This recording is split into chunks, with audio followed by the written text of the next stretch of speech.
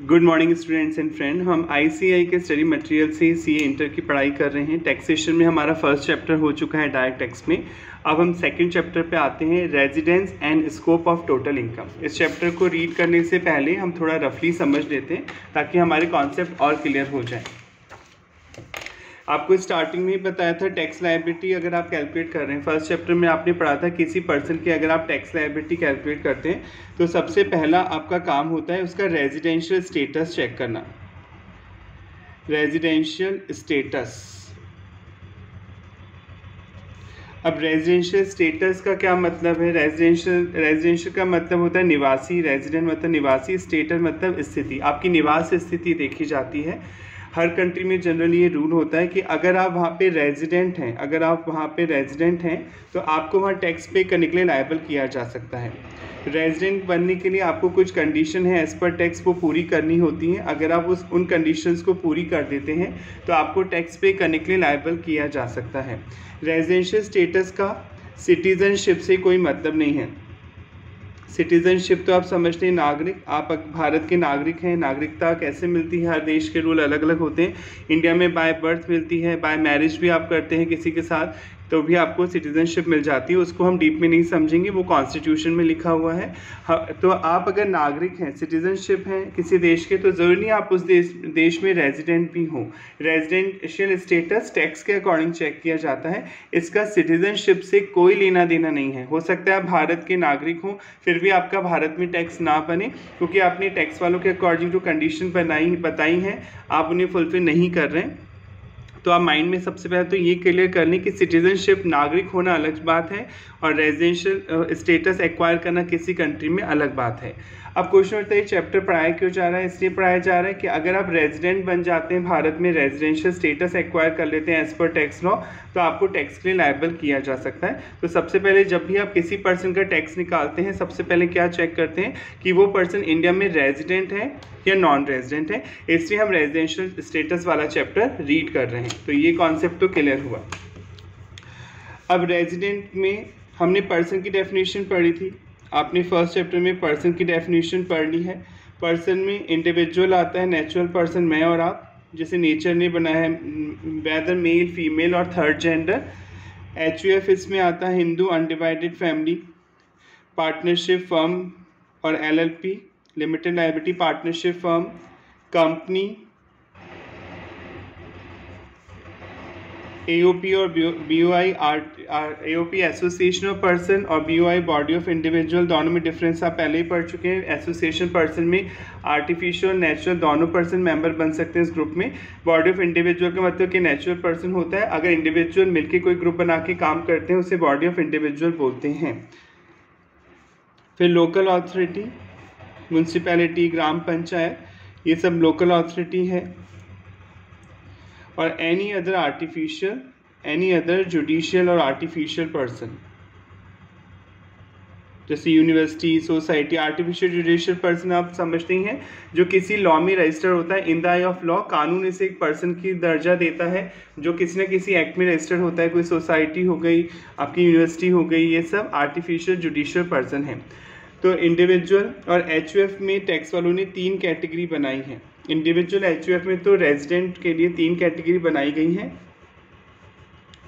एक होता है ऑर्डिनरी रेजिडेंट, साधारण निवासी। अब पहले तो क्वेश्चन उठता है कि इन दो में पहले आप इसे समझ लें, इन 3 में तो 3 कैटेगरी है और बाकी firm, company, OP, BOI, local authority और आर्टिफिशियल जुडिशियल पर्सन में 2 ही कैटेगरी है।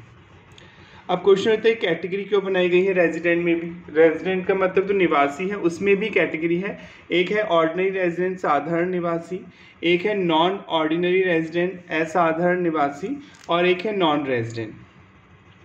अभी कैटेगरी क्यों बनाई गई है? क्योंकि कुछ इनकम इसके लिए टैक्सेबल है तो वो इसके लिए माफ़ है, एग्जेम्प्ट है, कुछ इनकम इसके लिए एग्जेम्प्ट है तो इसके लिए टैक्सेबल है, इससे कैटेगरी बनाई गई है। अभी आप पढ़ेंगे कि कब आपको ऑर्डिनरी रेजिडेंट बोला जाता है, कब आपको टैक्स वालों के अकॉर्डिंग नॉन ऑर्डिनरी रेजिडेंट बोला जाता है और कब नॉन रेजिडेंट बोला जाता है। कैटेगरी बनाने के पीछे मोटिव यही है कि कुछ इनकम किसी के लिए एग्जेम्प्ट है और किसी के लिए टैक्सेबल है। जैसे आप ऑर्डिनरी रेजिडेंट बन जाते हैं तो पूरे वर्ल्ड की इनकम पे भारत में ही टैक्स देना होता है।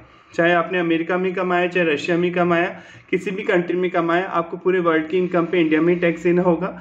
और अगर आप नॉन रेजिडेंट होते हैं टैक्स वालों के अकॉर्डिंग, तो केवल इंडिया में कुछ कमाएंगे तो टैक्स लगेगा, आपको फॉरेन की इनकम में कोई टैक्स नहीं देना होगा। तो ये एग्जांपल है, अभी हम धीरे धीरे समझेंगे। तो इंडिविजुअल एचयूएफ में तो 3 कैटेगरी बनाई है टैक्स वालों ने, एक तो ऑर्डिनरी रेजिडेंट साधारण निवासी, नॉन ऑर्डिनरी रेजिडेंट असाधारण निवासी और नॉन रेजिडेंट। पर बाकी केसेस में जैसे फर्म में, कंपनी में, एओपी, बीओआई, लोकल अथॉरिटी और एनी अदर आर्टिफिशियल पर्सन में 2 ही कैटेगरी हैं, या तो रेजिडेंट बनेंगे आप या नॉन रेजिडेंट बनेंगे, उनमें 3 कैटेगरी नहीं है। कैटेगरी बनाने के पीछे लॉजिक आपको बता दिया, कुछ इनकम इसके लिए टैक्सेबल है तो दूसरे के लिए एग्जेम्प्ट है। तो इंडिविजुअल एचयूएफ को तो 3 कैटेगरी में बांटा गया है, बाकी जो अदर पर्सनस हैं उन्हें केवल रेजिडेंट या नॉन रेजिडेंट की कैटेगरी में बांटा गया है। अब हम आगे बढ़ते हैं, कैसे पता चलता है कि आप भारत में रेजिडेंट बने। सेक्शन 6 सबसेक्शन 1 पहले हम समझ लेते हैं, फिर मॉड्यूल से रीड कर लेंगे, ताकि आप जब रीडिंग करेंगे आपके माइंड में वो चीज़ें रिकॉल होंगी और अपने आप आपको याद हो जाएगा। सेक्शन 6 में सबसे पहले हम इंडिविजुअल का रेजिडेंशियल स्टेटस पढ़ते हैं। इंडिविजुअल जैसे नेचुरल पर्सन, मैं, आप, वेदर मेल, फीमेल और थर्ड जेंडर, वो इसमें कवर्ड होंगे। अब टैक्स वालों ने क्या कंडीशन बताई है वो हम पढ़ने चाह रहे हैं। सबसे पहले है जनरल रूल, जनरल रूल्स भी बोलते हैं, कई लोग इन्हें बेसिक कंडीशन भी बोलते हैं, बेसिक कंडीशंस।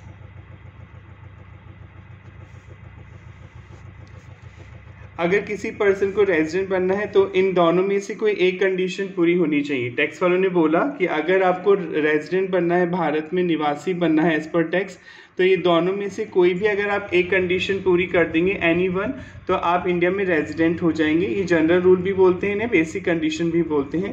पहली कंडीशन जो आपका प्रीवियस ईयर है, प्रीवियस ईयर तो आप समझते ही हैं, जिस साल की इनकम पर आप टैक्स पे करने के लिए लायबल होते हैं, टैक्स वाले उस साल को प्रीवियस ईयर बोलते हैं। और आपके एग्जाम पॉइंट ऑफ व्यू से आपका प्रीवियस ईयर 1 अप्रैल 2023 से शुरू होता है और 31 मार्च 2024 को एंड होता है। ये आपका प्रीवियस ईयर है। तो ये प्रीवियस ईयर है जिस साल की इनकम पर आप असेसमेंट ईयर में टैक्स देते हैं, इसे अकाउंट में अकाउंटिंग ईयर या फाइनेंशियल ईयर भी बोलते हैं। तो प्रीवियस ईयर में कम से कम इंडिया में आप 182 डेज या उससे ज़्यादा रहे हो, 182 डेज और मोर आप इंडिया में रहे हो। लगातार रहना ज़रूरी नहीं है, जैसे आप बाहर भी जाते रहते हैं बिजनेस के काम से, जॉब के काम से, कभी 50 डेज़ के लिए इंडिया आ गए, फिर 60 डेज़ के लिए बाहर चले गए, फिर 10 डेज़ के लिए इंडिया आ गए, फिर बाहर चले गए, कैसे भी करके आपका कुल मिलाकर 182 डेज़ और मोर इन इंडिया आप रहे हो प्रीवियस ईयर, इस साल 23-24 में। मैं बार बार बोल रहा हूँ, लगातार रहना ज़रूरी नहीं है, आप लगातार भी रह सकते हैं या टुकड़ों में भी रह सकते हैं। कभी 10 दिन रह गए इंडिया में, फिर 15 दिन बाहर चले गए, फिर वापस आ गए, फिर बाहर चले गए, यानी कुल मिलाकर कैसे भी कॉम्बिनेशन मिलाकर आपका भारत में लास्ट ईयर यानी प्रीवियस ईयर में कम से कम 182 डेज़ और मोर आप भारत में रहे हो। और भारत का मतलब आप डेफिनेशन में पहले पढ़ चुके हैं। आप इंडिया में जो टेरिटोरियल वाटर है, अगर आप पानी में भी शिप में हैं, टेरिटोरियल वाटर, वो भी इंडिया का ही पार्ट है। फर्स्ट चैप्टर में पढ़ा दिया था, एयर स्पेस या टेरिटोरियल वाटर, आप देख लें लास्ट वीडियो, तो ये भी इंडिया में ही माना जाएगा। और अब माइंड में क्वेश्चन होता है, सर मैं बाहर भी जाता रहता हूँ तो आने जाने का दिन एक्सक्लूड होगा? नहीं, टैक्स ने बोला आने का दिन भी इंडिया में काउंट होगा, चाहे आप 1 घंटा पहले आए हो। रात के 12 बजे वैसे नेक्स्ट डे स्टार्ट हो जाता है, पर आप 11 बजे पहुँचे, 1 घंटा ही बचा उस दिन में, पर वो काउंट होगा। यानी आने का दिन भी काउंट होगा और जाने का दिन भी इंडिया में काउंट होगा। भले आप 15 मिनट के लिए रहे उस दिन इंडिया में, आपकी फ़्लाइट अगले दिन रात को 12:15 बजे 12:15 AM पे है, तो 15 मिनट ही रहे आप उस टाइम तो इंडिया में, पर वो इंडिया में ही माना जाएगा वो दिन भी। ठीक है, तो आने का दिन भी इंडिया में काउंट होगा और जाने का दिन भी इंडिया में काउंट होगा।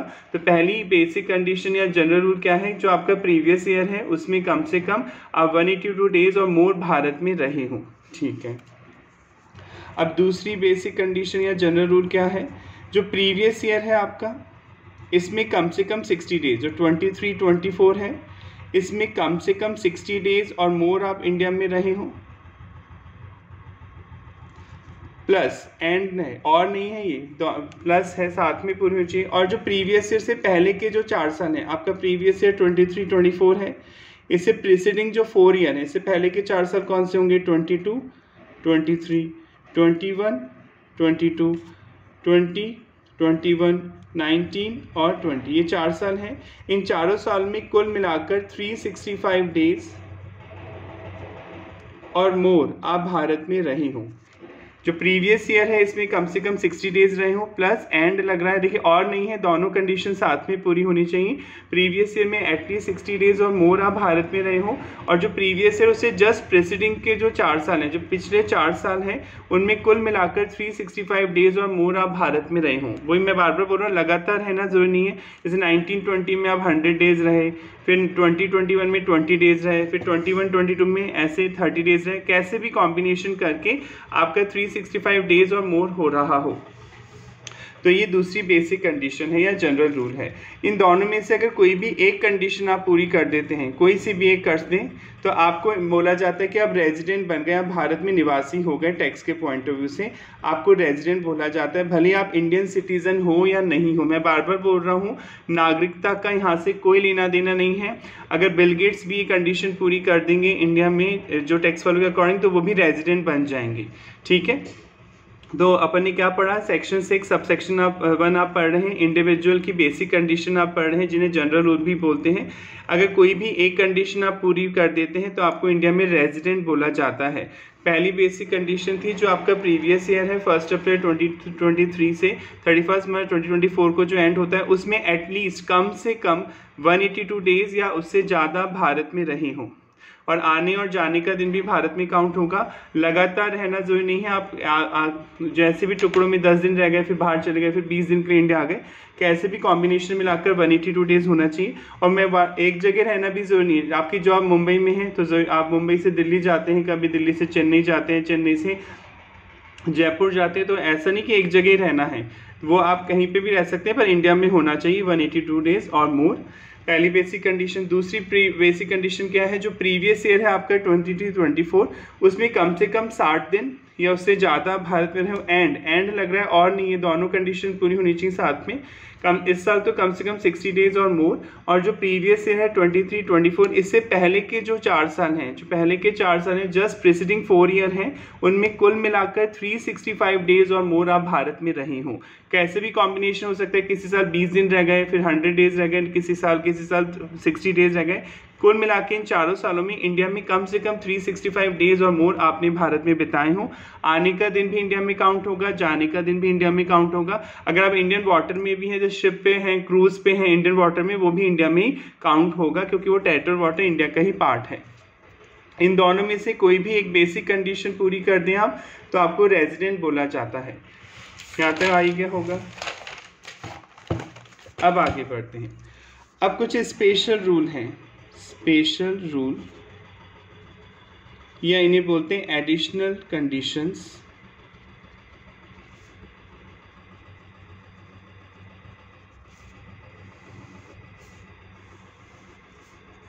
एडिशनल कंडीशन की जगह आप स्पेशल रूल ज़्यादा बोलें।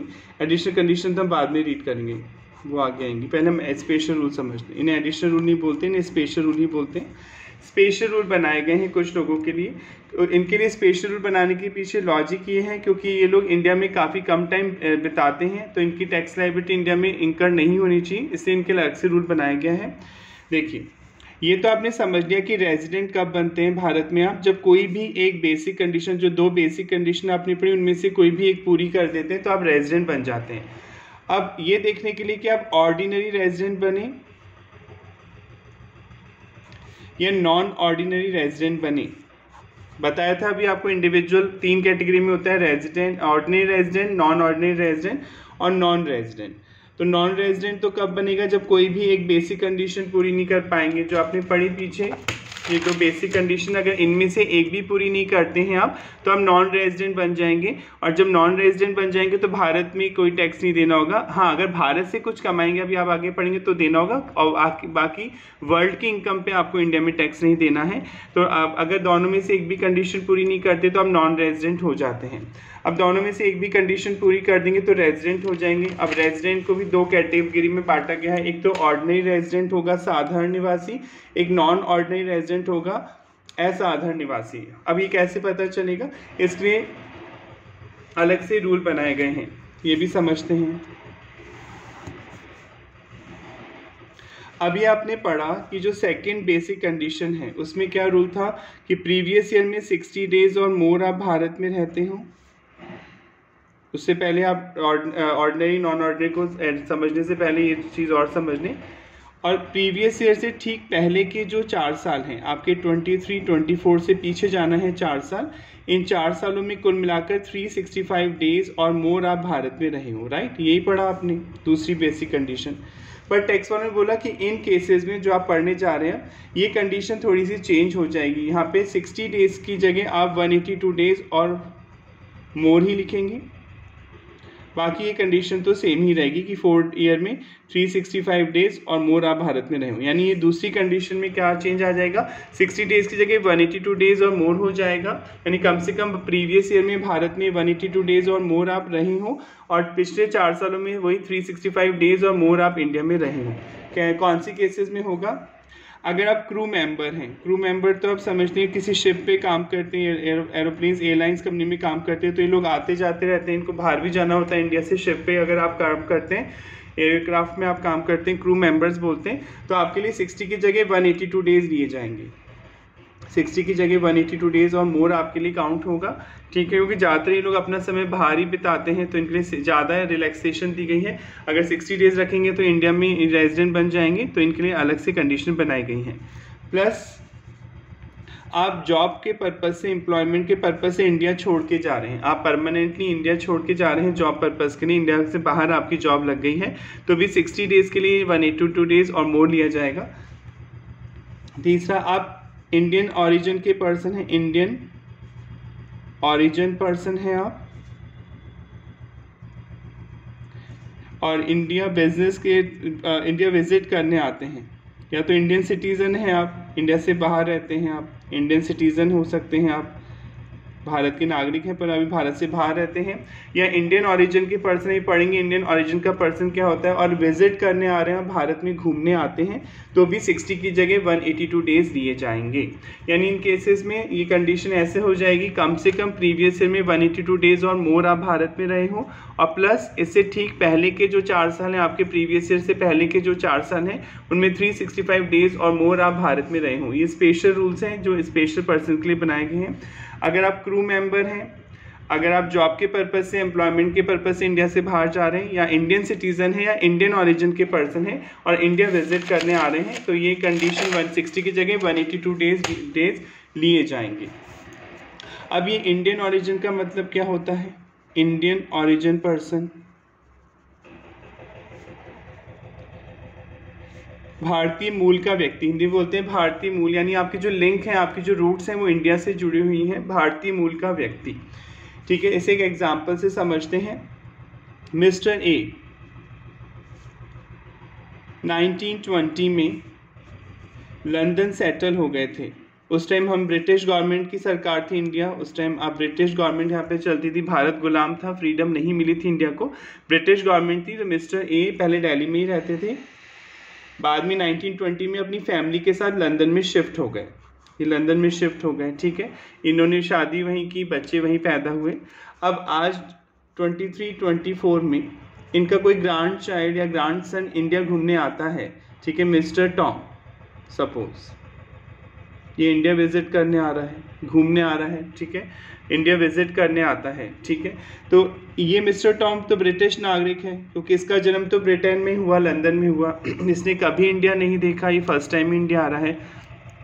पर जो इसके जो ग्रैंडफादर थे, जो इसके दादाजी थे, वो कहाँ से बिलोंग करते थे, इंडिया से बिलोंग करते थे, दिल्ली इंडिया में था, तो कहा जाएगा ये इंडियन ओरिजिन का पर्सन है। भले ये बाहर पैदा हुआ, इसने इंडिया कभी नहीं देखा, फर्स्ट टाइम इंडिया आ रहा है, पर इसके जो ग्रैंडफादर थे, दादाजी थे, वो इंडिया से बिलोंग करते थे, तो इसलिए मिस्टर टॉम को इंडियन ओरिजिन का पर्सन बोला जाएगा। यानी क्या समझ में आया, अगर आपके मैटरनल साइड से, मम्मी की तरफ से, मैटरनल यानी मम्मी की तरफ से, या पैटर्नल पापा की तरफ से आपका कोई भी वंशज भारत में पैदा हुआ था, भारत भी कौन सा, अनडिवाइडेड इंडिया, जब पाकिस्तान और बांग्लादेश भी इंडिया का ही पार्ट थे, अनडिवाइडेड इंडिया क्योंकि 1947 से पहले तो पाकिस्तान और बांग्लादेश थे ही नहीं, वो इंडिया का ही पार्ट थे, उसे इंडिया ही बोलते थे।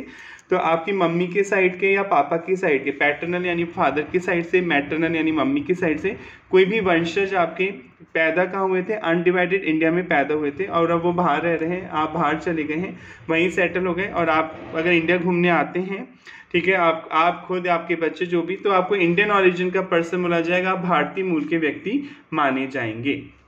जैसे बिल गेट्स की अगर अपन बात करें तो बिल गेट्स क्या इंडियन ऑरिजिन के पर्सन हो सकते हैं? बिल्कुल नहीं हो सकते, क्योंकि ना उनकी मम्मी के साइड से ना ही उनके पापा के साइड से उनका कोई रिलेशन भारत से है, वो कभी भी इंडियन ऑरिजिन के पर्सन नहीं कहलाएंगे।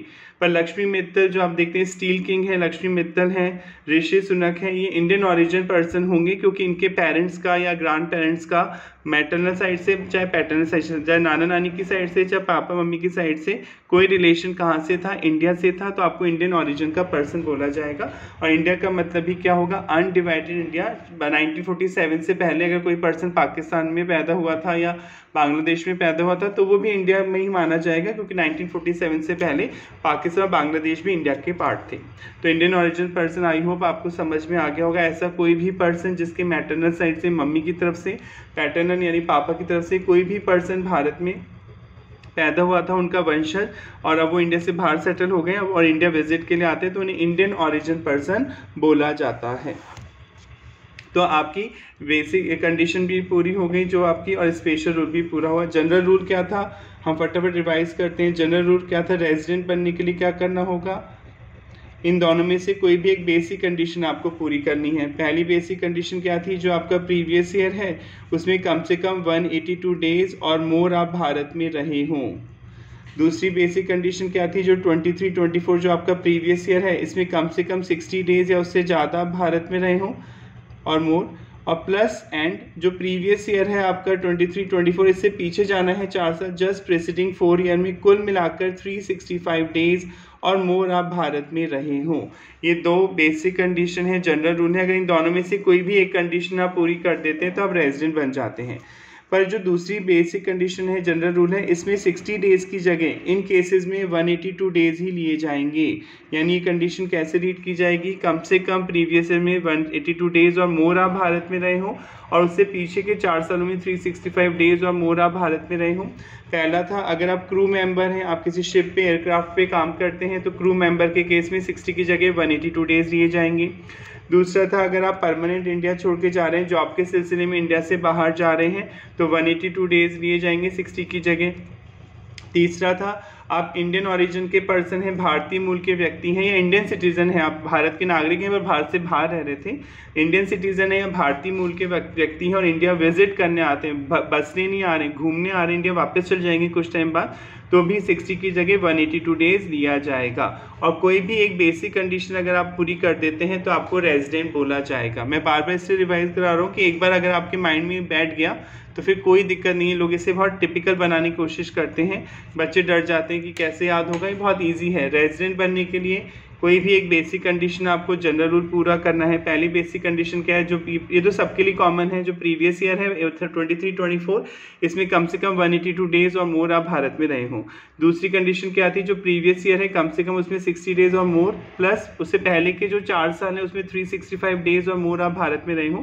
पर दूसरी कंडीशन में 60 की जगह 182 डेज लिए जाएंगे इन केसेस में। यानी ये सेकंड कंडीशन कैसे रीड होगी? 60 की जगह 182 डेज और मोर आप भारत में रहे हो, प्लस लिखा है और नहीं, दोनों साथ में पूरी होनी चाहिए कंडीशन। और पिछले जो 4 साल हैं प्रीवियस ईयर से जस्ट प्रेसिडिंग के जो 4 ईयर हैं उनमें 365 डेज और मोर आप भारत में रहे हों। अगर आप क्रू के मेंबर हैं, शिप पे और एयरक्राफ्ट पे काम करते हैं, क्रू मेंबर हैं या जॉब के सिलसिले में इंडिया छोड़ के जा रहे हैं, या आप इंडियन ओरिजिन के पर्सन हैं और इंडियन सिटीजन है, इंडिया विजिट करने आ रहे हैं, तो 60 की जगह 182 डेज यहाँ पर लिए जाएंगे। आई होप यहाँ तक क्लियर हो गया होगा। आगे बढ़ते हैं। एक एक्सेप्शन उन्होंने दिया, देखिए ध्यान से पढ़ना इस चीज़ को। अभी आपने पढ़ा कि अगर आप इंडियन ओरिजिन के पर्सन हैं, इंडियन ओरिजिन पर्सन है, इंडियन सिटीज़न है और आप इंडिया घूमने आते हैं, तो सेकंड कंडीशन ऐसे रीड होगी, प्रीवियस ईयर में कम से कम 182 डेज और मोर आप भारत में रहे हों, प्लस प्रीवियस ईयर से पहले के जो 4 साल हैं, 23-24 से पहले के जो 4 साल हैं, इनमें कुल मिलाकर 365 डेज और मोर आप भारत में रहे हों। राइट। आपने ये पढ़ा कि अगर आप इंडियन ऑरिजिन के पर्सन हैं या इंडियन सिटीजन हैं तो 60 की जगह 182 डेज लिए जाएंगे। दूसरी कंडीशन में, पहली कंडीशन तो सबके लिए सेम है, वही प्रीवियस ईयर में कम से कम 182 डेज और मोर आप भारत में रहे हों। और दूसरी बेसिक कंडीशन क्या हो जाएगी, प्रीवियस ईयर में कम से कम 182 डेज और मोर प्लस प्रीवियस ईयर से ठीक पहले के जो 4 साल हैं उनमें कुल मिलाकर 365 दिन या उससे ज़्यादा भारत में रहे हो। कोई सी भी एक बेसिक पूरी कर दीजिए आप, कंडीशन कोई सी भी एक कर दीजिए तो आपको इंडिया में रेजिडेंट बोला जाता है कि आप इंडिया में निवासी बन गए। पर इंडियन ऑरिजिन और इंडियन सिटीजन के लिए एक और कंडीशन दे रखी है, अगर कोई इंडियन ऑरिजिन का पर्सन है और इंडियन सिटीजन है, वो भारत घूमने के पर्पस से आ रहा है, इंडिया विजिट करने के लिए आ रहा है, तो यहाँ पे 182 डेज़ की जगह 120 डेज़ हो जाएंगे।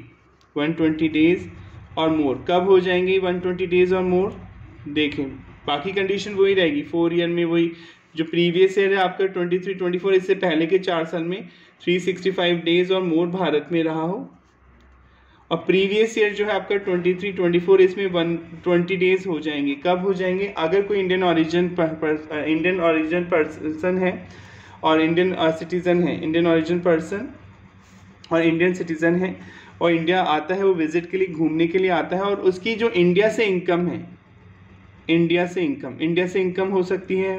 जैसे आप मान लीजिए अमेरिका में जॉब कर रहे हैं और आप अपने इंडिया में आपने बैंक अकाउंट खोल लिया, यहाँ पे एफडी करा ली, तो ब्याज मिलेगा, इंटरेस्ट मिल सकता है, राइट। आपने किसी इंडियन कंपनी के शेयर खरीद लिए तो आपको डिविडेंड मिल सकता है। इंडिया में कोई प्रॉपर्टी खरीदी तो आप रेंट पे दे सकते हैं, रेंट कमा सकते हैं। तो जरूरी थोड़ी इंडिया में रहना है कमाने के लिए, आप बाहर से भी इंडिया में पैसे इन्वेस्ट कर सकते हैं, तो इंडिया में कमा तो सकते हैं ना आप इंटरेस्ट करा, एफडी करा ली, फिक्स डिपॉजिट, तो बैंक आपको इंटरेस्ट देगा, डिविडेंड मिल सकता है, रेंट और भी इनकम हो सकती है। तो मैं कुछ एग्जाम्पल दे रहा हूँ। तो अगर कोई इंडियन ऑरिजिन का पर्सन है, भारतीय मूल का व्यक्ति है या इंडियन सिटीजन है और वो इंडिया घूमने के लिए आता है और उसकी इनकम 15 लाख से ज़्यादा है, भारतीय इनकम, इंडियन इनकम 15 लाख को क्रॉस कर जाती है, 15 लाख से ज़्यादा हो जाती है। फॉरेन इनकम इसमें ऐड नहीं होगी, जो इंडिया से कमा रहा है, इंडियन इनकम जो इंडिया में अराइज हुई है, इंडिया में उसने कमाई है, वो 15 लाख को क्रॉस कर जाती है, ठीक है। तो 182 डेज़ की जगह यहाँ 120 डेज़ हो जाएगा। देखिए रिड्यूस कर दिया जाएगा टाइम पीरियड, क्योंकि वो इंडिया से कमा रहे हैं तो उनका टाइम पीरियड घटा दिया जाएगा। जितना टाइम पीरियड कम होगा उतना नुकसान है, आपको इंडिया में टैक्स देना पड़ जाएगा रेजिडेंट बनते ही। 182 डेज़ तो लंबा टाइम पीरियड दिया देखिए पहले, पर उन्होंने एक शर्त लगाई टैक्स वालों ने कि अगर कोई इंडियन ऑरिजिन का पर्सन है और इंडियन सिटीजन है, भारत घूमने के लिए आ रहा है, तो और उसकी जो इंडियन इनकम है, जो भारत से जो कमाई हो रही है, उसको 15 लाख रुपए से 15 लाख या उससे ज़्यादा हो रही है, 15 लाख से एक्सीड कर रही है इनकम, तो फिर 182 की जगह 120 डेज़ हो जाएंगे। यानी कंडीशन कैसे रीड होगी, एटलीस्ट प्रीवियस ईयर में कम से कम 120 डेज़ प्लस प्रीवियस ईयर से ठीक पहले के 4 सालों में 365 डेज़ और मोर आप भारत में रहे हों और ये पूरी कर देंगे कंडीशन, तो आप रेजिडेंट बन जाएंगे। और रेजिडेंट बनते ही भारत में क्या लग जाएगा, टैक्स लग जाएगा। इसलिए हमेशा डेज ज़्यादा हो तो अच्छी बात है, कम होते जाएंगे तो आप इंडियन रेजिडेंट बन जाएंगे और रेजिडेंट बनते ही अभी आप पढ़ेंगे आपको इंडिया में टैक्स देना होगा। वापस समझ लेते हैं, कुछ बच्चों को हो सकता है नहीं आया हो समझ में। अब ये तो समझ में आ गया कि इंडियन ऑरिजिन पर्सन क्या होता है और इंडियन सिटीज़न तो समझते हैं, आप और मैं इंडियन सिटीज़न है ही, नागरिक हैं हम, इंडिया से बाहर रह रहे थे, आप बाहर ही रह रहे थे और इंडिया घूमने के लिए आते हैं, विजिट के लिए आते हैं। तो जो दूसरी बेसिक कंडीशन थी जिसमें आपने पढ़ा था कि इनके लिए 182 डेज़ और मोर हो जाएगा, प्रीवियस ईयर में कम से कम 182 डेज़ और मोर इन्हें भारत में रहना होगा, प्लस प्रीवियस ईयर से पहले के जो 4 साल हैं उनमें कुल मिलाकर 365 डेज़ और मोर आप भारत में रहे हो। पर इनके लिए एक एडिशनल कंडीशन ये लगाई कि ये 182 डेज़ की जगह 120 डेज़ लिए जाएंगे अगर इन लोगों की इंडियन इनकम भारत से जो कमा रहे हैं 15 लाख से ज़्यादा है, तो 120 डेज़ हो जाएंगे 182 डेज़ की जगह।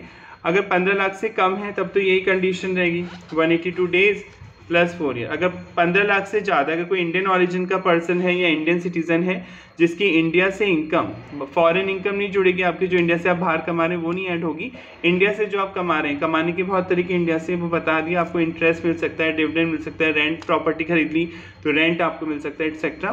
तो आपकी जो इंडियन इनकम है 15 लाख रुपये से ज़्यादा हो रही है, तो आप इंडिया से ज़्यादा कमा रहे हैं, तो टैक्स वालों ने टाइम पीरियड रिड्यूस कर दिया ताकि आपसे टैक्स लिया जा सके। तो 182 डेज़ की जगह कितने लिए जाएंगे, 120 डेज़ लिए जाएंगे।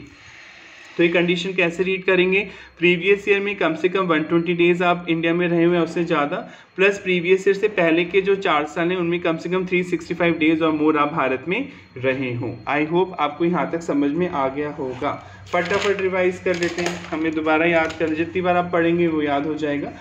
रेजिडेंट बनने के लिए कोई भी एक बेसिक कंडीशन पूरी करनी है। प्रीवियस ईयर जो है 23-24, इसमें कम से कम 182 डेज और मोर आप भारत में रहे हों, पहली कंडीशन ये थी। दूसरी कंडीशन थी प्रीवियस ईयर 23-24 में कम से कम 60 दिन या उससे ज़्यादा आप भारत में रहे हों, प्लस साथ में पूरी करनी, और नहीं लग रहा, प्लस जो प्रीवियस ईयर है आपका 23-24 इससे पहले के जो 4 साल हैं 22, 23, 21, 22 लाइक दैट, जो पिछले के 4 साल हैं इनमें कुल मिलाकर 365 डेज और मोर आप भारत में रहे हों।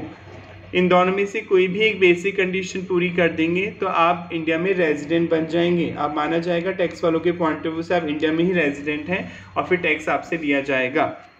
ऑल्दो अभी कुछ एक्सेप्शन पढ़ेंगे आगे, पर अभी के लिए ये समझने कि कोई भी एक बेसिक कंडीशन आपको पूरी करनी है। जनरल रूल आप में जो है उसमें बेसिक कंडीशन कोई भी एक आप पूरी करते हैं भारत में रेजिडेंट बन जाते हैं, कोई सी भी एक पूरी करनी है और इन दोनों के बीच। पर सेकंड कंडीशन में 60 डेज की जगह 182 डेज लिए जाएंगे, यानी कंडीशन ऐसे रीड करनी होगी इन केसेस में कि प्रीवियस ईयर में कम से कम 182 डेज और मोर आप भारत में रहे हों, प्लस प्रीवियस ईयर से ठीक पहले के 4 सालों में कम से कम 365 डेज और मोर आप भारत में रहे हों। ऐसा कब होगा, पहली का सिचुएशन अगर आप क्रू मेंबर हैं, आप शिप पे एयरक्राफ्ट पे काम करते हैं, क्रू मेंबर हैं, तो आप इंडिया छोड़ के जा रहे हैं जॉब पर्पज़ से, आपकी जॉब इंडिया से बाहर लगे इसलिए आप इंडिया छोड़ के जा रहे हैं एम्प्लॉयमेंट पर्पज़ से, या आप इंडियन ओरिजिन के पर्सन हैं, भारतीय मूल के व्यक्ति हैं या इंडियन सिटीज़न हैं और आप इंडिया विजिट करने आ रहे हैं, घूमने आ रहे हैं, तो इन 3 केसेस में यहाँ पे 60 की जगह 182 डेज हो जाएंगे। यानी सेकंड कंडीशन कैसे रीड करेंगे, प्रीवियस ईयर में कम से कम 182 डेज और मोर आप भारत में रहे हो, प्लस उससे पहले के जो 4 साल हैं उनमें 365 डेज और मोर आप भारत में रहे हो। अगर आप क्रू मेंबर हैं तो अगर आप इंडिया पर छोड़ के जा रहे हैं जॉब पर्पज़ के लिए, एम्प्लॉयमेंट पर्पज़ के लिए, और आप इंडियन ओरिजिन पर्सन हैं या इंडियन सिटीज़न हैं और इंडिया विजिट करने के लिए आ रहे हैं, तो 182 डेज दिए जाएंगे 60 की जगह। इंडियन ओरिजिन पर्सन का मतलब बता दिया गया है, ऐसा कोई भी पर्सन जिसके मैटरनल साइड से मम्मी की तरफ से या पैटर्नल साइड से पापा की तरफ से वंशज कहाँ से बिलोंग करते थे, इंडिया से बिलोंग करते थे, तो आपको इंडियन ओरिजिन का पर्सन बोला जाएगा। एक और एक्स्ट्रा कंडीशन जोड़ी गई इसमें, अगर कोई इंडियन ओरिजिन का पर्सन है या इंडियन सिटीज़न है, ठीक है, और वो इंडिया विजिट करने आ रहा है और उसकी इंडिया से जो इनकम है, इंडियन इनकम, फॉरेन इनकम नहीं छोड़ जाएगी, भारत से जो वो कमा रहा है 15 लाख रुपए से ज़्यादा कमा रहा है, तो यहाँ 182 डेज़ की जगह कितने लिए जाएंगे, 120, यानी ये कंडीशन थोड़ी सी चेंज हो जाएगी। फिर कैसे रीड होगी, प्रीवियस ईयर में कम से कम 120 डेज़ या उससे मोर आप भारत में रहे हो, प्लस प्रीवियस ईयर से ठीक पहले के 4 सालों में 365 डेज़ और मोर आप भारत में रहे हों। बस कितना तो इजी है, कुछ भी हार्ड नहीं है। आ गया होगा आई होप आपको समझ में कि 60 डेज़ का भी एक्सेप्शन था कि 60 डेज़ की जगह 182 डेज़ हो जाएंगे अगर आप क्रू मेंबर हैं, आप इंडियन सिटीज़न, इंडिया छोड़ के जा रहे हैं जॉब के लिए, एम्प्लॉयमेंट के लिए, या इंडियन ओरिजिन के पर्सन हैं, इंडियन सिटीज़न हैं और इंडिया विजिट के लिए आ रहे हैं, तो 60 की जगह 182 डेज़ हो जाएंगे। पर अगर एक और इसमें एक्सेप्शन है, पॉइंट है, अगर आप इंडियन ओरिजिन पर्सन हैं, इंडियन सिटीज़न हैं और आप इंडिया विजिट के लिए आ रहे हैं और आपकी जो इंडियन इनकम है, भारत से जो आप कमा रहे हैं, इसमें फॉरेन इनकम नहीं जुड़ेगी, भारत से जो आप इनकम कमा रहे हैं वो 15 लाख से ज़्यादा है, तो प्रीवियस ईयर में 120 डेज़ हो जाएंगे, यानी 60 182 की जगह क्या आ जाएगा यहाँ सेकंड कंडीशन में 120 डेज़ और मोर आप भारत में रहे हो, प्लस प्रीवियस ईयर के 4 सालों में, प्रीवियस ईयर से जस्ट पहले के 4 सालों में 365 डेज़ और मोर आप भारत में रहे हो। और इंडियन ओरिजिन पर्सन का मतलब बताया दिया, आपकी मम्मी के साइड से या पापा के साइड से आपके कोई भी वंशज भारत में पैदा हुए थे। एक और एग्जाम्पल ले लेते हैं, मिस रीता, ठीक है, ये 1960 में अमेरिका चली गई थी पढ़ने के लिए, वहीं से इन्होंने एजुकेशन ली और एक अमेरिकन से शादी कर ली, यूएसए रेजिडेंट से शादी कर ली। इनके बच्चे वहीं पैदा होते हैं अमेरिका में। अब ये बच्चे इंडिया घूमने आते हैं, तो क्या इन्हें इंडियन ओरिजिन का पर्सन माना जाएगा? बिल्कुल माना जाएगा, क्योंकि इनकी मम्मी जो है, बच्चों की जो माँ है वो कहाँ से बिलोंग करती हैं? इंडिया से बिलोंग करती हैं। तो इन बच्चों को भले ही इन्होंने फॉरेनर से शादी की, एक अमेरिकन पर्सन से शादी की, पर इनकी मदर इंडिया से बिलोंग करती हैं, तो इन बच्चों को जो जैसे मान लीजिए टॉम, हैरी, ये इंडिया घूमने आ रहे हैं इनके बच्चों के नाम हैं। तो इन बच्चों को इंडियन ऑरिजिन का पर्सन ही माना जाएगा, क्योंकि इनकी मैटरनल साइड मम्मी खुद या मम्मी की मम्मी जो भी है मैटरनल साइड से कोई वंशज अनडिवाइडेड इंडिया में पैदा हुआ था। आई होप आपको यहाँ तक समझ में आ गया होगा। हम अब रीड कर लेते हैं आपके मॉड्यूल से, आपको दोबारा लर्न हो जाएगा रिवाइज करते। देखिए, रेजिडेंशियल स्टेटस सेक्शन 6 दे रखा है आपको। सेक्शन 6 में रेजिडेंशियल स्टेटस के बारे में बताया गया। हम ये चैप्टर क्यों पढ़ रहे हैं इसका लॉजिक बता दिया गया। अगर आप इंडिया में रेजिडेंट होंगे तभी टैक्स देना होगा। तो टैक्स वालों ने आपको कुछ कंडीशन बताई हैं कि अगर आप ये कंडीशन फुलफिल कर देते हैं तो आप इंडिया में रेजिडेंट बन जाएंगे, और अगर रेजिडेंट बन गए तो फिर आपको इंडिया में टैक्स देना होगा। The incidence मतलब burden of tax on any assessee depend upon his residential status। उसकी रेजिडेंशियल स्टेटस पे डिपेंड करता है। सिटीजनशिप से यहाँ कोई मतलब नहीं है, भले ही आप भारत के नागरिक नहीं हैं, किसी और कंट्री के नागरिक हैं, पर अगर आप ये कंडीशन पूरी कर देते हैं तो आपको भी रेजिडेंट बोलेंगे टैक्स वाले, और आपको फिर इंडिया में टैक्स देना होगा। Under the act, for all purpose of income tax, taxpayer individual HUF are classified into 3 broad category on the basis of their residential status। individual HUF को तो 3 कैटेगरी में बांटा गया है। एक होता है रेजिडेंट एंड ऑर्डिनरी रेजिडेंट, इसे आप ऑर्डिनरी रेजिडेंट भी बोल सकते हैं शॉर्ट में, ऑर्डिनरी रेजिडेंट। एक होता है resident but not ordinary resident, ठीक है, नॉन ऑर्डिनरी रेजिडेंट। और एक होता है नॉन रेजिडेंट, ठीक है। टैक्स ये मैंने बताया था 3 कैटेगरी में बांटा गया। क्यों बांटा गया? कुछ इनकम इसके लिए टैक्सेबल है तो इसके लिए एग्जेम्प्ट है, तो वो भी पढ़ेंगे आप। यानी इंडिविजुअल HUF को 3 कैटेगरी में बांटा गया, resident and ordinary resident, resident but not ordinary resident, और एक non resident. Tax payer other than individual HUF को छोड़कर टैक्स पेयर बाकी लोग कौन बच गए? Firm, company, AOP, BOI, local authority, artificial judicial person are classified into 2 broad category, 2 भागों में बांटा गया on the basis of their residential status, that is resident और non resident। यानी बाकी लोग या तो रेजिडेंट होंगे नॉन रेजिडेंट, पर HUF और इंडिविजुअल को 3 कैटेगरी में बांटा गया है, या तो resident and ordinary resident, resident but not ordinary resident, और non resident.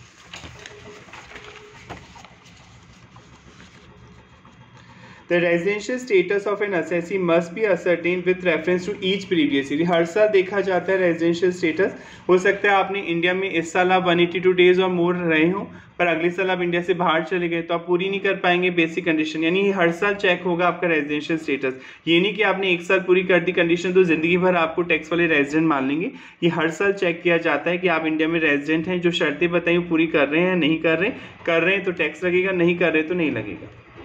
A person who is resident and ordinary resident in 1 year may become non-resident or resident but non-ordinary resident in another year और vice versa। ऐसा हो सकता है आप किसी साल, जैसे मान लीजिए मैं इस साल इंडिया में हूँ तो मैं 365 दिन ही इंडिया में हूँ, तो मैं 182 डेज और मोर तो हुई ना इंडिया में, तो मैं रेजिडेंट हो गया। अब मैं अगले साल मान लीजिए अप्रैल से पूरे साल अमेरिका शिफ्ट हो गया, तो मैं अमेरिका ही में रहा, तो प्रीवियस ईयर तो इंडिया में 0 दिन रहा, तो मैं इंडिया में रेजिडेंट बनूंगा ही नहीं, मैं कंडीशन ही नहीं पूरी कर पाऊंगा। तो ये लाइन ये बोल रही है कि हो सकता है कि कोई पर्सन किसी साल रेजिडेंट हो, अगले साल वो नॉन रेजिडेंट बन जाए, अगले साल वो ऑर्डिनरी रेजिडेंट बन जाए, और वाइस वर्सा अपोजिट भी हो सकता है। यानी रेजिडेंशियल स्टेटस हर साल चेक करना है आपको। ये नहीं कि एक आदमी इस साल रेजिडेंट है तो अगले साल भी रेजिडेंट रहेगा, हर साल आपको चेक करना होगा, जो कंडीशन आपको पड़ेगी उनके according.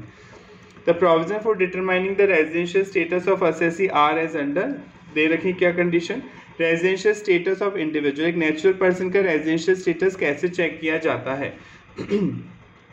Residential status on the basis of number of days stay in India, number of days पे डिपेंड करता है। अगर आप भारत में इतने डेज स्पेंड कर चुके हैं, बिता चुके हैं, तो आपको रेजिडेंट बोला जाएगा। Under section 6 subsection 1 an individual is said to be resident, एक इंडिविजुअल को रेजिडेंट बोला जाएगा इन इंडिया, भारत में, इन एनी प्रीवियस ईयर, किसी भी प्रीवियस ईयर में, if he satisfy any one, देखिए कोई भी एक कंडीशन पूरी करनी है, any one of the following condition, अगर इनमें से कोई भी कंडीशन आप पूरी कर देते हैं तो आप भारत में रेजिडेंट बन जाएंगे। पहली condition, he has been in India, आप भारत में रह चुके हैं ड्यूरिंग द प्रीवियस ईयर, पिछले साल, जो आपका प्रीवियस ईयर है 23-24 उसकी बात हो रही है ये, for a total period of 182 days और मोर, यानी कम से कम जो प्रीवियस ईयर है आपका, जो 1 अप्रैल 23 से स्टार्ट होगा, 31 मार्च 24 को एंड होगा, उसमें कम से कम 182 डेज और मोर आप भारत में रहे हों। दूसरी कंडीशन देखिए और लग रहा है, कोई भी एक पूरी करनी है। He has been in India during the 4 year immediately presiding the previous year for a total period of 365 days और मोर। जो प्रीवियस ईयर है इसे पीछे जाएंगे 4 साल, उन 4 सालों में कुल मिलाकर 365 डेज और मोर आप भारत में रहे हो। And has been in India for एटलीस्ट 60 days in the relevant previous year. Relevant मतलब करंट, रेलेवेंट मतलब संबंध जो आपके कोर्स में। करंट प्रीवियस ईयर क्या है आपका 23-24। रेलेवेंट प्रीवियस ईयर जहाँ पे भी लिखा है उसका मतलब है जो आपका कोर्स का करंट प्रीवियस ईयर है जिसकी आप पढ़ाई कर रहे हैं, आपका प्रीवियस ईयर यही है। रेलेवेंट 1 अप्रैल 23 से शुरू होगा और 31 मार्च 24 को एंड होगा। तो इन दोनों में से कोई भी एक बेसिक कंडीशन आपको पूरी करनी है तो आप रेजिडेंट बन जाएंगे। If the individual satisfy any one of the condition mention above he is a resident, आपको फिर रेजिडेंट बोला जाएगा। If both the above condition not satisfy, अगर दोनों कंडीशन पूरी नहीं होती हैं, individual is a non resident, आपको नॉन रेजिडेंट बोला जाता है। The term stay in India, Bharat में रहने का क्या मतलब है? Include stay in territorial water of India. बताया था टेरिटोरियल वाटर भी इंडिया का पार्ट है। मान लीजिए जब किसी क्रूज में हैं, 5 दिन के गोवा घूमने जाते हैं तो क्रूज भी होती है वहाँ, आप क्रूज ट्रिप भी ले सकते हैं, गोवा में पानी में भी घूम सकते हैं। 3 दिन के लिए वो शिप आपको गोवा पानी में घुमा रही है, तो आप ये नहीं बोल सकते मैं इंडिया में हुई नहीं। पानी जो है इंडिया, टेरिटोरियल वाटर भी इंडिया का पार्ट है, फर्स्ट चैप्टर में समझाया था, और ये 3 दिन भी इंडिया में ही काउंट किए जाएंगे। That is 12 nautical miles into the sea from the Indian coastline. Even the stay in ship, अब भले आप किसी शिप में हैं, बोट में, मूर मतलब रुके हुए हैं, in the territorial water of India would be sufficient to make the individual resident India, वो भारत में ही काउंट किया जाएगा क्योंकि पानी तो भारत का है। वाटर में जो लिमिट है इंडिया की, अगर आप उसमें भी रह रहे हैं पानी में किसी शिप में, बोट में, तो वो भी इंडिया में काउंट किया जाएगा। It is not necessary that the period of stay must be continuous. पढ़ाया था लगातार रहना जरूरी नहीं है। जैसे 10 दिन आप आ गए, अप्रैल में 10 दिन रहे, फिर बाहर चले गए बिजनेस काम से, फिर आप जून में आए 30 दिन रहे जून में पूरा, फिर बाहर चले गए, फिर अक्टूबर में आए, फिर नवंबर में भी रहे, दिसंबर, फिर बाहर चले गए। तो लगातार रहना जरूरी नहीं है, कैसे भी मिला के आपके 182 डेज और मोर हो जाए। मस्ट बी कंटिन्यूस और एक्टिव, और it is essential that the stay should be at usual place of residence. ये भी जरूरी नहीं कि आप एक जगह रहते हो, बिजनेस और एम्प्लॉयमेंट ऑफ द इंडिविजुअल, आप कहीं पे भी रह सकते हैं। ये लाइन ऐसा कह रही है कि राजस्थान में भी रह सकते हैं, हरियाणा में भी रह सकते हैं, कर्नाटक में भी रह सकते हैं, ऐसा जरूरी नहीं कि एक जगह ही रहना आपको पड़ेगा। For the purpose of counting the number of days, जब आप काउंट कर रहे हैं stay in India, both the date of departure जाने की date and date of arrival आने की डेट इंडिया में ही मानी जाएगी। जिस दिन आप इंडिया छोड़ के जा रहे हैं, चाहे 2 घंटे ही बचे उस दिन में, वो इंडिया में ही काउंट किया जाएगा। और इंडिया छोड़ के जा रहे हैं वो वाला दिन भी काउंट होगा, इंडिया आ रहे हैं वो वाला दिन भी काउंट होगा। The residence of an individual for income tax purpose has nothing to do with citizenship। बताया था आपको, नागरिकता से इसका कोई मतलब नहीं है। रेजिडेंशियल स्टेटस अलग चीज़ है, नागरिकता अलग चीज़ है। हो सकता है आप भारत के नागरिक हों, पर टैक्स वालों के अकॉर्डिंग आपने ये शर्तें पूरी नहीं करी तो आप इंडिया में रेजिडेंट बनेंगे नहीं, और जब इंडिया में रेजिडेंट ही नहीं बनेंगे तो टैक्स नहीं देना होगा। सिटीजनशिप का रेजिडेंशियल स्टेटस से कोई कनेक्शन नहीं है, प्लेस ऑफ बर्थ का कोई कनेक्शन नहीं, डोमिसाइल का कोई कनेक्शन, डोमिसाइल मतलब जहाँ पैदा होते हैं उसका कोई कनेक्शन नहीं है, जहाँ रहते हैं mainly. An individual can therefore be resident in more countries for tax purpose. हो सकता है आप एक से ज़्यादा देशों में भी रेजिडेंट बन सकते हैं। मान लीजिए अमेरिका में 182 डेज़ की जगह 100 डेज़ ही है सपोज, ठीक है, तो अगर आप उस देश में 100 डेज रह गए तो वहाँ पे भी रेजिडेंट बन सकते हैं। Then one even though he can have only one domicile, भले आप भारत के नागरिक थे पर हो सकता है आपने एक से ज़्यादा देशों की टैक्स की कंडीशन जो है पूरी कर दी हो, तो हो सकता है आप अमेरिका में भी रेजिडेंट बन जाएं और भारत में भी रेजिडेंट बन जाएं, दोनों जगह रेजिडेंट बन जाएं, ठीक है।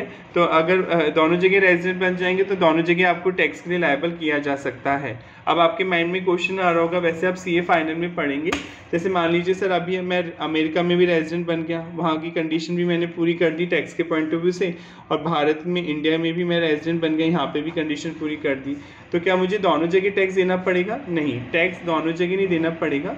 टैक्स दोनों जगह एक जगह ही आपको पे करना होगा। और अभी आप पढ़ेंगे जब सीए फाइनल में आएंगे हम, अगर इंटरनेशनल टैक्सेशन एक टैक्स में टॉपिक आता है, इंटरनेशनल टैक्सेशन, इसमें ये एक टॉपिक आता है कि अगर आपने किसी इनकम पर इंडिया के बाहर पहले ही टैक्स दे दिया है, अगर इंडिया के बाहर आप पहले ही टैक्स दे चुके हैं किसी इनकम पे, तो वो इनकम एक बार इंडियन इनकम में ऐड होगी, क्योंकि आप इंडिया में भी रेजिडेंट बन गए तो वर्ल्ड की इनकम पे भारत में टैक्स देना होगा। अगर आप इंडिया में रेजिडेंट बन जाते हैं तो पूरे वर्ल्ड की इनकम में इनकम पर भारत में टैक्स देना होता है। तो इंडियन फॉरेन इनकम पे टैक्स लगे, इंडियन इनकम में फॉरेन इनकम वो ऐड हो जाएगी क्योंकि आप भारत में भी रेजिडेंट हैं, फिर इस पर टैक्स निकाला जाएगा। जैसे मान लीजिए टैक्स आता है 2000 रुपये, 2000 रुपये, और इंडिया से बाहर आप 100 रुपीज़ ऑलरेडी दे चुके हैं उसका इनकम पे, तो 100 रुपीज़ डिडक्ट हो जाएंगे, 900। तो डबल टैक्सेशन नहीं होगा, डरिए मत। अगर आपने उस देश की कंडीशन भी पूरी कर दी और आप प्रूफ दिखा देंगे टैक्स वालों को कि मैं उस देश में ऑलरेडी इस इनकम पे टैक्स दे चुका हूँ, जिस इनकम को आप इंडियन इनकम में जोड़ रहे हैं, तो फिर टैक्स वाले क्या करते हैं, जो भी टैक्स आता है एक बार तो टोटल इनकम निकालेंगे आपकी Indian income plus foreign income, क्योंकि आप इंडिया में रेजिडेंट हैं तो पूरे वर्ल्ड की इनकम पे इंडिया में टैक्स देना होगा। जैसे विराट कोहली हैं, भले वो इंडिया से बाहर भी टूर्नामेंट्स खेलते हैं तो इनकम तो नहीं होती है ना, तो इंडिया से भी कमाते हैं फॉरेन से भी कमाते हैं, तो उन दोनों को जोड़ा जाएगा। फिर जितना भी टैक्स आया उसमें से जो बाहर आप पे कर चुके हैं, उस कंट्री में जो आप पे कर चुके हैं, प्रूफ तो होगा आपके पास, रिसिट होगी, सबूत होगा, वो शो कर दीजिए तो वो आपको डिडक्ट कर देंगे और फिर नेट अमाउंट ही आपको टैक्स के तौर पे देना होगा। ये सीए फाइनल में आप पढ़ेंगे, अभी हम इतना डीप में नहीं चाहते, बस ओवरऑल मैंने समझा दिया कि कुछ बच्चों के माइंड में क्वेश्चन आ रहा होगा सर फिर तो डबल टैक्स लग जाएगा ना, मैंने उस देश में भी कंडीशन पूरी कर दी टैक्स की, इस देश में भी कंडीशन पूरी कर दी। पर हर देश में रूल होता है कि अगर आपने पहले ही उस इनकम पे टैक्स दे दिया है दूसरी कंट्री को, तो वो देश आपको उस इनकम टैक्स को घटाने की परमिशन देता है। एक्सेप्शन, स्पेशल रूल बताया था अभी आपको, स्पेशल रूल है कि 160 की जगह 182 डेज हो जाएंगे। The following category of individual will be treated as resident in India only if the period of their stay during the relevant previous year amount to 182 days or more। यानी इन लोगों को तभी इंडिया में resident माना जाएगा जब इनका कम से कम 182 डेज होगा 60 की जगह। इन अदर वर्ड, दूसरे शब्दों में, even if such person were in India for 60 days और मोर, भले ही 60 दिन से ज़्यादा रहे but less than 182 days in the relevant previous year, they will not be treated as resident, उन्हें रेजिडेंट नहीं माना जाएगा due to the reason that their stay in India was 365 days और more during the 4 immediately preceding 4 year. क्योंकि वो दोनों condition और नहीं है ना, एंड नहीं था, ये साथ में पूरी करनी थी आपको कि 60 डेज और मोर प्लस 4 ईयर में 365 डेज और मोर, तो 60 की जगह 182 डेज पूरी हो जाएगा इन केसेस में जो आप पढ़ने जा रहे हैं। वैसे मैंने आपको पढ़ा दी है, हम तो रीड कर रहे हैं केवल, पर अगर मान लीजिए ये तो पूरी नहीं कर पा रहा वो, पर पिछले 4 सालों में 365 डेज वाली पूरी कर दी, तो क्या माना जाएगा सेकंड कंडीशन पूरी हो गई? नहीं, क्योंकि ये 60 प्लस 365 और 182 प्लस 365 साथ में पढ़नी है, ये नहीं कि एक नहीं कर पाया इसमें से एक कर दी, और नहीं लग रहा, प्लस है ना, एंड लग रहा है। Indian citizen who leave India, बताया था अगर आप इंडिया छोड़ के जा रहे हैं, क्रू मेंबर है, तो 60 दिन की जगह 182 डेज लेने दूसरी कंडीशन में। Indian citizen who leave India during the relevant previous year as a member of the crew of an Indian ship, आप क्रू मेंबर हैं, किसी शिप पे काम करते हैं और for the purpose of employment outside, या आप जॉब के पर्पज से इंडिया से बाहर जा रहे हैं। इंडियन सिटीजन हैं आप और पर्सन ऑफ इंडियन ऑरिजिन है, इंडियन ऑरिजिन का पर्सन बता दिया आपको जिसके रिलेशन इंडिया से है, उसके मैटरनल साइड से, पैटर्नल साइड से। who being outside India come on a visit to India during the relevant previous year, और आप इंडिया घूमने आ रहे हैं, देखिए घूमने आ रहे हैं आप, इंडियन सिटीजन है, भारत के नागरिक हैं, इंडिया से बाहर रह रहे हैं आप, या इंडियन ओरिजिन के पर्सन हैं और इंडिया घूमने आ रहे हैं। यहाँ 1 लग रहा है, 1 मतलब नीचे कुछ दे रखा है, मैं पढ़ देता हूँ पहले। A person is said to be Indian origin, एक आदमी को, किसी पर्सन को भारतीय मूल का व्यक्ति कब बोला जाएगा? इफ ही, या तो वो खुद, आइदर ऑफ हिज पेरेंट्स, या उसके parents, either of his parents मतलब या तो मम्मी के साइड से या पापा की साइड से, either of his grand parents या उसके ग्रैंड पेरेंट मतलब उसके वंश दादा दादी, was born in undivided India, undivided मतलब जब पाकिस्तान इंडिया भी भारत का पार्ट था उसमें पैदा हुए थे। However, तो आपने पढ़ा कि इन केसेस में 60 डेज की जगह 182 डेज ही लिया जाएगा दूसरी कंडीशन में, अगर आप क्रू मेंबर हैं, शिप पे काम करते हैं, या आप जॉब के पर्पज से इंडिया छोड़ के जा रहे हैं, या आप इंडियन सिटीजन हैं, भारतीय नागरिक हैं, या आप इंडियन ओरिजिन के पर्सन इंडिया घूमने आ रहे हैं, तो जो दूसरी कंडीशन है बेसिक, उसमें 160 की जगह 182 डेज हो जाएगा। यानी वो कंडीशन कैसे रीड होगी? प्रीवियस ईयर में कम से कम 182 डेज और मोर आप भारत में रहे हो, प्लस प्रीवियस ईयर से ठीक पहले के जो 4 साल हैं उनमें कम से कम 365 डेज और मोर आप भारत में रहे हो। अब पर ये एक्सेप्शन एक और जो पढ़ाया था 120 डेज वाला, ये पढ़िए ध्यान से। However, such person having, such person मतलब इनकी बात करें, इन दो की केवल, इस पहले वाले की नहीं, इन दो की, इंडियन सिटीजन और Indian origin. However, such person having total income other than, देखिए अदर देन लिखा है, इसको छोड़ के income from foreign source, foreign income नहीं जुड़ेगी आपकी, यानी इंडियन इनकम ही जुड़ेगी। That is income which accrue arise outside India, से छोड़ दिया जाएगा। Except income from a business control और in profession set up in India, except मतलब ये अगर कोई बिजनेस है आपका जो इंडिया से ही कंट्रोल होता है, तो भले ही वो फॉरेन में हो, वो तो इंडिया में ही माना जाएगा, क्योंकि कंट्रोल कहाँ से होता है? वो इंडिया से होता है। जैसे दुबई में आपने कोई शॉप खोल ली, आपने सेटअप किया बिजनेस, देखिए ध्यान से पढ़िए, बिजनेस कंट्रोल इन और प्रोफेशन सेटअप इंडिया, कंट्रोल कहाँ से हो रहा है? बिजनेस इंडिया से। जैसे कोई दुबई में आपने शॉप खोल ली, ठीक है, और पूरा डिसीजन इंडिया में लेते हैं उस शॉप के बारे में कि क्या सामान आएगा, कैसे बिकेगा, ऐसा कंट्रोल पूरा इंडिया से हो रहा है। तो भले वो दुबई में कमा रहे हैं पर माना जाएगा इंडियन इनकम है, क्योंकि कंट्रोल कहाँ से हो रहा है इस बिजनेस का, इंडिया से हो रहा है। तो ये इनकम तो कंसिडर की जाएगी, माना जाएगा आप इंडिया में ही कमा रहे हैं। वैसे कमा तो दुबई में रहे हैं पर सारा कंट्रोल मैनेजमेंट कहाँ से हो रहा है इसका, इंडिया से हो रहा है, तो ऐसी इनकम इंडिया में ही मानी जाती है। And which is not deem to और एक्रो अराइज इंडिया, जो इंडिया में अराइज नहीं मानी गई, यानी सीधे मतलब है ये फॉरेन इनकम छोड़ देनी है, पर इंडिया में कोई इनकम आप कमा रहे हैं जो अराइज हुई है, रिसीव हुई है, वो काउंट होगी। एक्सीडिंग ₹15 लाख और 15 लाख से ज़्यादा है during the previous year will be treated resident, आपको भारत में रेजिडेंट तभी माना जाएगा इफ़, देखिए ध्यान से पढ़ी, पहली कंडीशन तो वही है बेसिक जो पढ़ी थी, the previous year of his stay during the relevant previous year amount to 182 days और मोर, आप भारत में रहे हो। दूसरी कंडीशन में चेंज हो जाएगा, he has been in India during the 4 year immediately preceding the previous year for a total period of 365 days or more, जो पिछले 4 साल हैं उनमें कम से कम 365 डेज और मोर आप भारत में रहे हो। And has been in India for एटलीस्ट 120, देखिए 120 आ गया, ठीक है। पहले अपन ने क्या पढ़ा, 60 की जगह हो जाएगा 182 इन लोगों के लिए। पर अगर कोई इंडियन सिटीजन है और इंडियन ओरिजिन का पर्सन है जिसकी इंडियन इनकम भारत से जो कमा रहा है 15 लाख रुपए से ज़्यादा है, तो 120 डेज हो जाएगा 60 की जगह in the previous year. Stay India for 120 days in the relevant previous year is not a stand alone condition, ये stand alone condition ही क्यों, यही देखना है आपको, ये 4 ईयर वाली भी चेक करनी है, साथ में पढ़ाया था।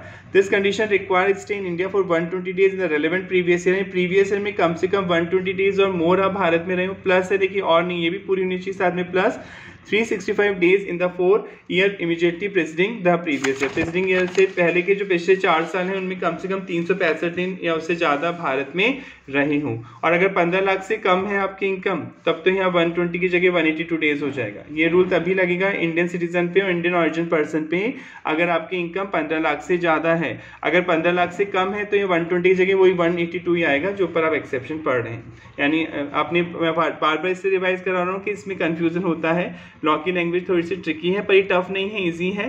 कि वैसे तो आपने पढ़ा कि जो सेकंड बेसिक कंडीशन है उसमें ये था कि प्रीवियस ईयर में कम से कम 60 डेज आप भारत में रहे हो।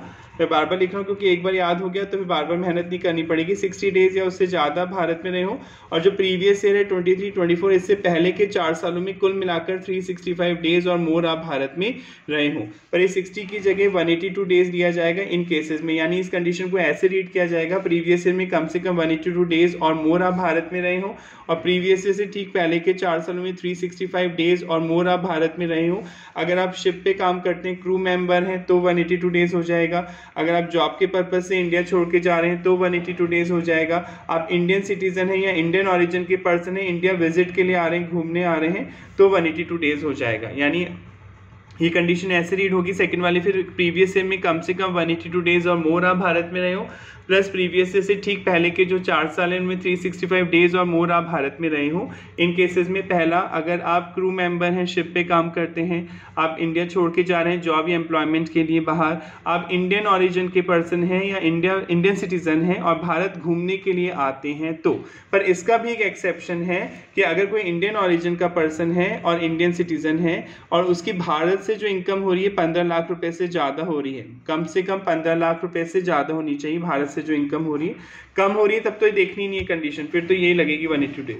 अगर 15 लाख से ज़्यादा है आपकी भारतीय इनकम, किसके लिए देखना है, इंडियन ओरिजिन पर्सन या इंडियन सिटीजन के लिए, और वो 15 लाख से ज़्यादा हो रही है आपकी भारतीय इनकम, फॉरेन इनकम को नहीं जोड़ा जाएगा, 15 लाख से ज़्यादा है आपकी भारतीय इनकम, इंडियन इनकम, तो ये कंडीशन ऐसे रीड करेंगे, प्रीवियस ईयर में कम से कम 182 डेज और मोर आप भारत में रहे हो, और प्लस वो वाली तो सेम है, प्रीवियस ईयर से ठीक पीछे जाएंगे 4 साल, इन 4 सालों में कुल मिलाकर 365 डेज और मोर आप भारत में रहे हों। अगर तो ये कंडीशन पूरी कर दें, कोई भी एक कंडीशन पूरी कर देंगे आप तो क्या बन जाएंगे, रेजिडेंट बन जाएंगे। और अगर आप रेजिडेंट बन जाते हैं तो आपको इंडिया में टैक्स पे करना होता है। ठीक है, अब हम रिवाइज कर लेते हैं सेकंड चैप्टर। डेली हम थोड़ा थोड़ा 5 मिनट पुराना भी रिवाइज करा करेंगे। फर्स्ट चैप्टर में आपने म्यूचुअल इनकम का कॉन्सेप्ट पढ़ा था, म्यूचुअल इनकम या कनेक्शन फ्रॉम म्यूचुअल इनकम। ये क्या होती है म्यूचुअल इनकम, म्यूचुअलिटी का कॉन्सेप्ट होता क्या है, आपको याद आ रहा है? म्यूचुअलिटी कॉन्सेप्ट ऑफ इनकम पढ़ाया था। म्यूचुअलिटी कॉन्सेप्ट ऑफ इनकम ये कहता है कि अगर आप म्यूचुअल पर्पस के लिए कोई इनकम जनरेट करते हैं तो उस पर आपको टैक्स नहीं देना होता। अब सर इसका क्या मतलब हुआ, मैं रिवाइज कराता रहूँगा, आप डरे नहीं, डेली 5 मिनट कोई ना कोई टॉपिक जिससे आपका कॉन्फिडेंस बढ़ता रहे, आप भूले नहीं। जैसे एक्स लिमिटेड एक कंपनी है, ठीक है, इसमें मान लीजिए 100 एम्प्लॉई हैं और इस कंपनी में कोई कैंटीन नहीं है। जनरली जो फैक्ट्रीज है, मान लीजिए फैक्ट्री है इस कंपनी की, इसमें 100 एम्प्लॉई हैं और इसमें कोई कैंटीन नहीं है, फैक्ट्री सिटी से बाहर होती है जनरली। अब इनको लंच टाइम में कई बार चाय पीनी होती है, टी की ज़रूरत होती है, कोई घर से टिफ़िन नहीं लाता तो स्नैक्स चाहिए, खाना चाहिए, वो मिलेगा ही नहीं, कोई कैंटीन ही नहीं है उस फैक्ट्री में जहाँ आप काम करते हैं। तो ये 100 एम्प्लॉई क्या डिसाइड करते हैं कि हर महीने अपन ऐसा करेंगे, 100 रुपीज़ कॉन्ट्री करेंगे, एक फ़ंड बनाते हैं अपन, टी फंड, चाय का एक कोड, टी फंड बोल लें, क्लब बोल लें, क्लब फंड बोल लें, एंजॉयमेंट फंड बोल लें, नाम कुछ भी दे सकते हैं। ये हर एम्प्लॉय 100 रुपये कॉन्ट्री करेगा हर महीने और 100 एम्प्लॉय हैं, ठीक है, टोटल 10,000 रुपये कॉन्ट्री होंगे पर मंथ। तो साल भर में कितने रुपये कॉन्ट्री हो जाएंगे, 1,20,000 रुपीज़ इकट्ठे होंगे, राइट। अब इन्होंने क्या किया, एक आउटसाइडर बेकरी वाला था, उससे एक कॉन्ट्रैक्ट कर लिया इन एम्प्लॉय ने कि भैया हमारा लंच टाइम होता है 1 से 2, हम तुम्हें फ़ोन कर देंगे और फिर जो जो सामान हम तुमसे मंगवाएंगे वो हमें दे देना है। तो कभी ये चाय मंगाते हैं, कभी समोसे मंगाते हैं, बिस्किट्स के पैकेट, कभी इडली सांभर व्हाटएवर, ठीक है। अब ईयर एंड में इन्होंने कैलकुलेट किया कि हमारा साल भर का जो कलेक्शन था 120 हुआ था, इसमें से हमारा जो एक्सपेंस हुआ है वो 1,05,000 हुआ है। तो इस फंड में जहाँ गुल्लक रखते हैं, जहाँ बॉक्स रखते हैं जिसमें पैसा इकट्ठा होता है, उसमें 15,000 रुपीज़ बच जाते हैं, ठीक है, बच गए। अब क्वेश्चन उठता है क्या ये इनकम है क्या, क्वेश्चन यहाँ पे ये है, क्या ये इनकम है? नहीं, ये इनकम नहीं है, क्योंकि म्यूचुअल बेनिफिट्स के लिए बनाया गया था ना ग्रुप, ये कोई इनकम कमाने के लिए नहीं बनाया गया था। अगर आप कोई म्यूचुअल बेनिफिट के लिए कोई ग्रुप बनाते हैं और उसमें कोई सरप्लस बच जाता है at the end of the month या at the end of the year, ये सरप्लस कोई इनकम नहीं है, क्योंकि आपका मोटिव प्रॉफिट मोटिव नहीं है, आप अपने ही मेंबर्स के बेनिफिट के लिए काम कर रहे हैं, टी क्लब या टी फंड। तो ये म्यूचुअल कनेक्शन से जो सरप्लस बच गया है, इसे आप इनकम का पार्ट नहीं मानते हैं, इस पर कोई टैक्स पे नहीं करना होगा। आई होप आपको mutuality of concept of income समझ में आ गया होगा कि म्यूचुअलिटी कॉन्सेप्ट इनकम ये बोलता है कि अगर आपने म्यूचुअल पर्पस के लिए कोई ग्रुप बनाया है जिसमें आप कोई कॉन्ट्री करते हैं, पैसे देते हैं और बाद में उस म्यूचुअल फंड में कुछ पैसे बच जाते हैं, वो सरप्लस बच जाता है, ये इनकम नहीं माना जाता, इस पर किसी तरह का टैक्स नहीं लिया जाएगा। चलिए नेक्स्ट क्लास में मिलते हैं। आई होप आपको समझ में आ रहा होगा, अगर समझ में आ रहा है तो प्लीज़ कमेंट करके बताइए, कोई प्रॉब्लम आ रही है तो भी बताइए, और आप ये भी बताइए आप सीए कर रहे हैं या सीएमए कर रहे हैं और किस स्टेट से, किस शहर से आप पढ़ रहे हैं, ये जान के मुझे अच्छा लगेगा। नेक्स्ट क्लास में मिलते हैं, थैंक यू सो मच।